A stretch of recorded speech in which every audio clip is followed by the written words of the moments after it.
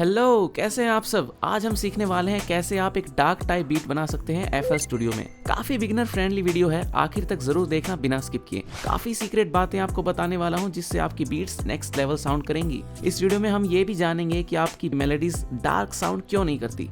तो चलिए स्टार्ट करते हैं। सबसे पहले हम सेट करेंगे अपना BPM 88 पे। अब डार्क टाइप बीट बनानी है और उसमें गिटार ना हो तो क्या है मजा। तो मैंने ले ली है कॉन्टेक्ट की पिक्ड नाइलॉन लाइब्रेरी और चलिए अब बनाते हैं अपनी मेलोडी। सबसे पहले हम अपना स्केल सेट कर लेते हैं। आपको जाना है व्यू पे, उसके बाद स्केल हाईलाइटिंग, माइनर नेचुरल और F। मैंने F माइनर स्केल लिया है। एक बार कोड्स की बातें कर लेते हैं। बस ये दो कोड, यही दो कोड लिए हैं मैंने। अब इनको सुन के देखिए, काफी बेकार सी साउंड करती हैं ये। अब हमको थोड़ी अट्रैक्टिव मेलोडी बनानी है। ऐसी बेसिक चीज़ें कोई सुनना पसंद नहीं करता। तो हम क्या करेंगे, इसको आप कंट्रोल और लेफ़्ट क्लिक कीजिए इस पर और कंट्रोल डाउन एरो, इसको नीचे ले आइए। अब सुनिए, थोड़ी सी ठीक होगी पहले से। अब हम क्या करेंगे, इन दोनों को सिलेक्ट करेंगे, शिफ्ट दबाएंगे और अब लेफ़्ट क्लिक करेंगे माउस से। अब कंट्रोल और डाउन एरो, ये नीचे के ऑक्टेव में आ गए। आपने एक चीज़ नोटिस करी, इतना करने से ही काफ़ी भराव आ गया हमारी मेलोडी में। और अभी तो हम बहुत कुछ करने वाले हैं आगे। सबसे पहले हम इनको सिलेक्ट करेंगे और इनकी वेलोसिटी थोड़ी सी कम करेंगे।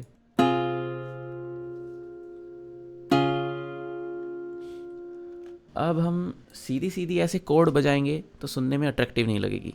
तो हम इन दोनों को क्या करते हैं, नोट को पीछे खींचते हैं थोड़ा सा और अब कुछ बनाने की कोशिश करते हैं। एक चीज़ का ध्यान रखना, जो हमारी कोड में नोट्स आ रखे हैं C, F और G शार्प, इन्हीं का यूज़ करके हमको एक मेलोडी बनानी है। इनसे बाहर कम से कम ही जाने की कोशिश करेंगे।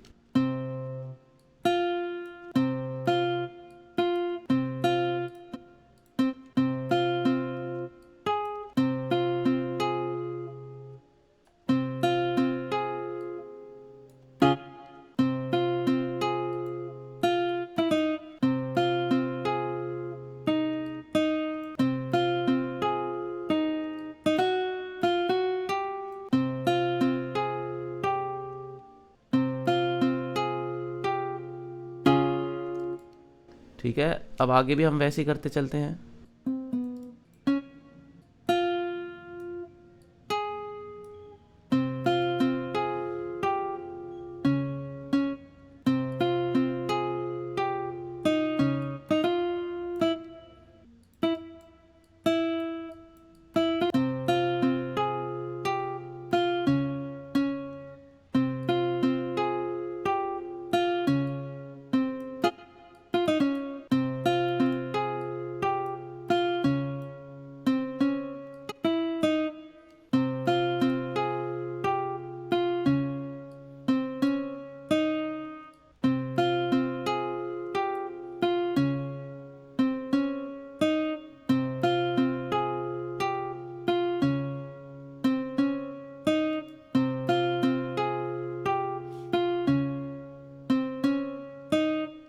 चलिए दोस्तों, थोड़ा सा टाइम लगा के मैंने मेलोडी बना ली है। आप देख सकते हैं इस तरीके से बनी है ये।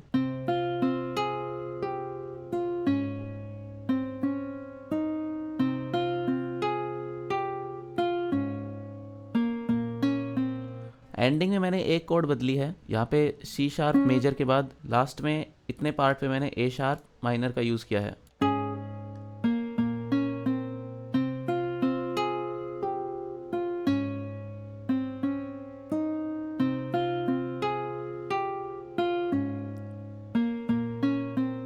चलिए, इतना काम हमारा हो चुका है। अब इसके बाद हम एक और गिटार के लिए ऐड करेंगे। उसके लिए मैं यूज़ करने वाला हूँ एम्पल का गिटार।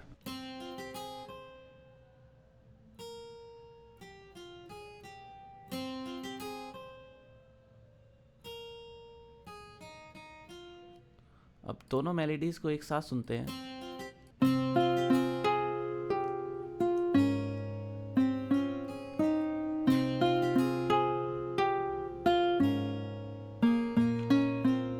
इसी के साथ दोस्तों हम इसमें यूज़ करने वाले हैं पियानो की कुछ कोड्स। मैंने पियानो के लिए यूज़ किया है अपना एनालॉग लैब 5 का ये वाला प्रीसेट। आप नाम देख सकते हैं इसका, ये देखिए दोस्तों, पियानो पे हमने ये चीज़ बनाई है।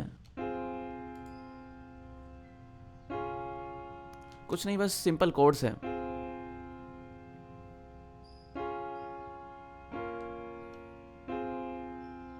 आप जब भी पियानो की गिटार की कोड्स लगाते हैं पियानो रोल पे, तो एक चीज़ का ध्यान रखा करें। जैसे मान लेते हैं ये मैंने ए माइनर कोड लगाई, ए शार्प माइनर सॉरी।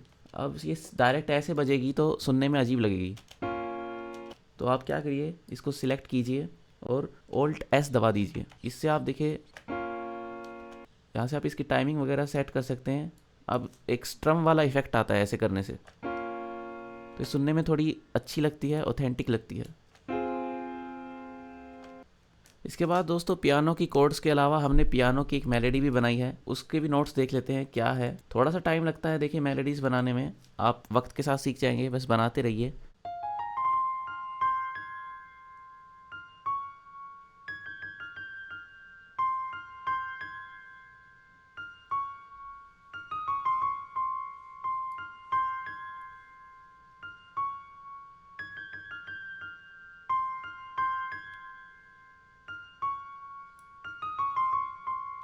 यहाँ पे थोड़ा सा मैंने वेलोसिटी के साथ छेड़खानी करी है। आप वेलोसिटी ज़रूर थोड़ी अप डाउन किया कीजिए, ताकि थोड़ी सुनने में अच्छी लगे मेलोडी। एकदम सारे नोट अगर सेम वेलोसिटी पे बजेंगे तो वो रियलिस्टिक फील नहीं दे पाती। इसके बाद मैंने एक वॉयलिन का भी यूज़ किया है, वो भी कॉन्टेक्ट की लाइब्रेरी से लिया है।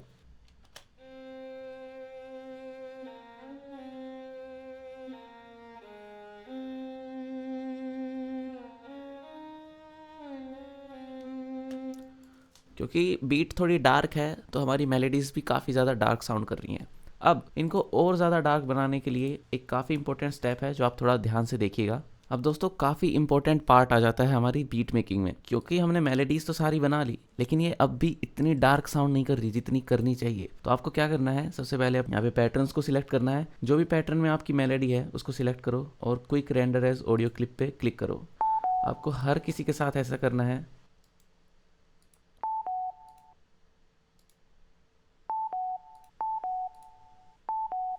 अब देखिए, हमने अपने सभी पैटर्न को ऑडियो में कन्वर्ट कर लिया है। अब काफ़ी इंपॉर्टेंट स्टेप है, थोड़ा ध्यान से देखिएगा। हमको इस पर डबल क्लिक करना है। मैं एक पैटर्न के लिए आपको बता देता हूँ, बाकी सब के लिए आपको बिल्कुल वैसे ही करना है। इस पर राइट डबल क्लिक करेंगे, यहाँ पे राइट क्लिक करेंगे, एडिट इन ऑडियो एडिटर। अब आपको Ctrl+A दबाना है, right click, format, edit properties, और यहाँ से सैम्पल रेट इसको आपको कर देना है 4000, और यहाँ पे रीसैम्पल पर क्लिक कर देना है, और अब करते हैं एक्सेप्ट। अब सुनिए, देखा कैसे अपने आप ही डार्क साउंड करने लग गई है। आप डिफरेंस देखिए, पहले कुछ ऐसी थी ये।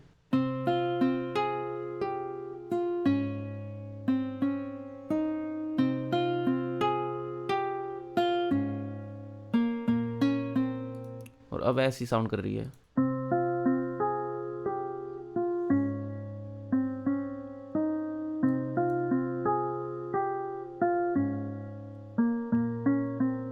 अब इसको और ज़्यादा डार्क बनाएंगे। क्या करने वाले हैं, हम इसकी पिच को 100 सेंट नीचे करने वाले हैं।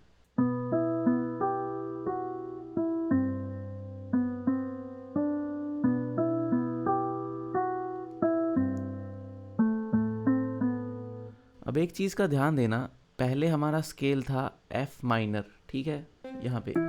अब क्योंकि हमने इसको 100 सेंट्स नीचे कर दिया, तो अब इसका स्केल हो गया है E माइनर। इस चीज़ का आपको ध्यान रखना है। अब आपके पूरे ओवरऑल ट्रैक का स्केल E माइनर हो चुका है, क्योंकि हम हर सैम्पल को ऐसे ही 100 सेंट्स डाउन करने वाले हैं। अब जो मैंने इसके साथ किया पैटर्न 1 के साथ, वही मैं इस मेलोडी के साथ भी करूँगा। डबल क्लिक,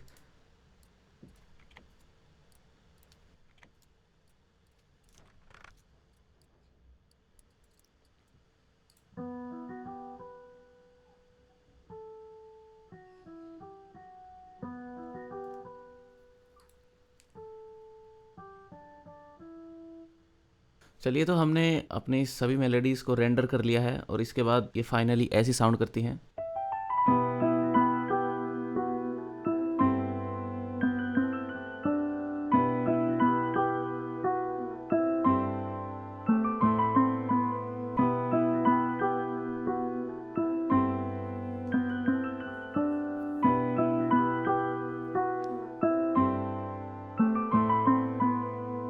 अब बनाते हैं ड्रम्स।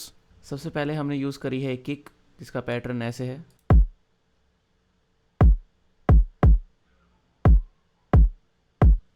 इसके साथ हमने ओपन हैट यूज़ करी है।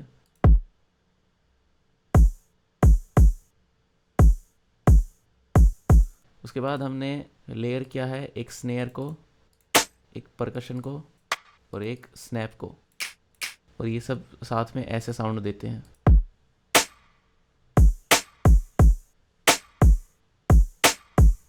इसी के साथ हमने यूज़ किया है एक और परकशन को। बीच बीच में छोटे छोटे एलिमेंट्स डाले हैं, जैसे ये यहाँ पे ये।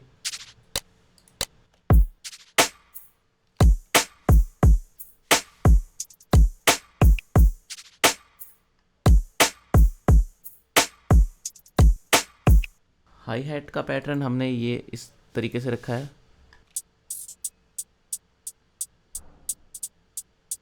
हमने स्विंग नॉब को 12% पे रखा है, थोड़ा सा स्विंग ऐड करने के लिए। इसी के साथ हमने यूज़ किया है क्रैश और कुछ राइजर।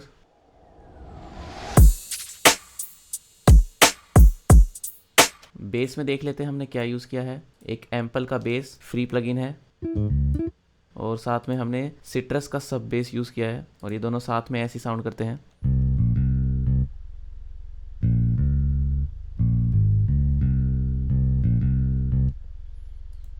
चलिए सारे ड्रम्स को एक साथ सुनते हैं।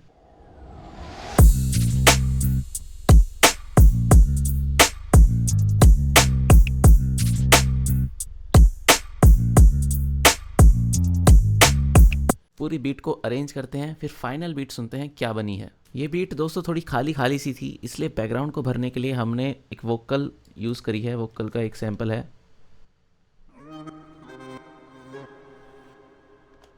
इसमें हमने किया क्या है, इसको तो हमने 1200 सेंट्स ऊपर किया है और इसको 1200 सेंट्स डाउन किया है। इसके साथ इनकी अगर मैं मिक्सिंग की बात करूं तो हमने यूज़ किया है इसमें plugin Fruity Fast LP, Gross Beat और उसके साथ आर वर्ब स्टीरियो। यहाँ पे हमने फिर ऑटोमेशन का यूज़ किया है, जिसके बाद ये कुछ ऐसा साउंड करते हैं।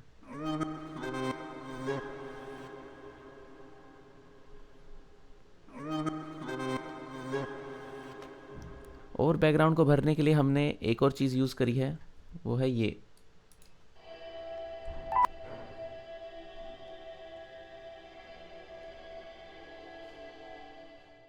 इसकी मिक्सिंग की बात करें तो मैंने दोनों को ही एक ही मिक्सर ट्रैक में डाला। उसके बाद सबसे पहले EQ किया, इनके लो एंड को कट किया। उसके बाद इन पर रिवर्ब लगाई, फिर वाइडर प्लगइन्स का यूज़ करके इसको वाइड बनाया। S1 प्लगइन से और थोड़ी इसकी स्टीरियो इमेजिंग ठीक करी। उसके बाद अब इतना सब कुछ हमने कर दिया है, रिवर्ब लगा दी, वाइडर लगा दिया, तो हमारा गाना मोनो कंपेटिबल नहीं रहता। इसके लिए मैंने इन फेज का यूज़ करके चेक किया कि क्या हमारा गाना मोनो स्पीकर्स में भी सही साउंड करेगा, इसमें कोई फेजिंग का इश्यू तो नहीं है। उसके लिए सबसे पहले हम स्पैन पे जाके चेक करते हैं कोरिलेशन मीटर पे। यहाँ पे देखना आप, अगर ये लेफ्ट साइड जा रहा है मीटर तो इसका मतलब हमारा गाना मोनो कंपेटिबल नहीं है। अगर राइट साइड है इसका मतलब मोनो कंपेटिबल है। चेक करते हैं।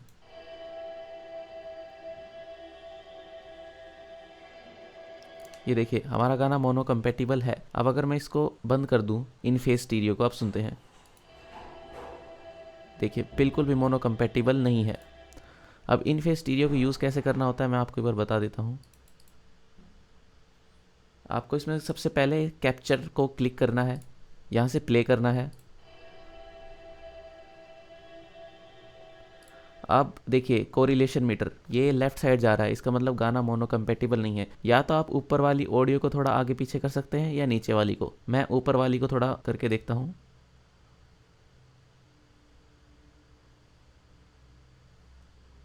ये देखिए हमारा गाना अब मोनो कंपेटिबल हो चुका है, क्योंकि कोरिलेशन मीटर हमारा राइट साइड जा चुका है। अब हम स्पैन की रीडिंग भी देखेंगे। क्या बात है, एकदम ग्रीन हो रखा है। इसका मतलब गाना मोनो स्पीकर पे भी अच्छा ही साउंड करेगा। तो आप अपने गाने में फेजिंग का भी ध्यान रखा करें। बाकी मैं डिटेल में और वीडियोस लेके आऊँगा मिक्सिंग के ऊपर। चलिए अब फाइनल बीट सुनते हैं, थोड़ी अरेंज करने के बाद कैसी साउंड करती है। सभी साउंड्स को आपस में ग्लू करने के लिए हमने थोड़ी सी इसमें मिक्सिंग की है, और अब सुनते हैं फाइनल बीट हमारी मिक्सिंग के बाद कैसी सुनाई देती है।